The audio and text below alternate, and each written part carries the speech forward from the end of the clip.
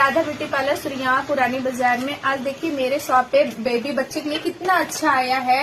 ये है ABCD, ये मैग्नेटिक है। इसको बच्चे कहीं भी लगा के पढ़ाई कर सकते हैं। और ये देखिए ये फाइबर है। ये भी बच्चे मतलब इसमें 1 to ABCD दोनों है। इसको बच्चे अच्छे से पढ़ाई भी कर सकते हैं और खेल भी सकते हैं।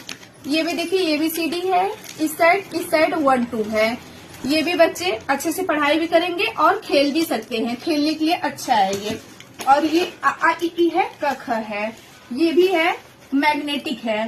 बच्चे इसको भी कहीं भी ले जाके लगा के अच्छे से पढ़ाई कर सकते हैं, छोटे छोटे बच्चे।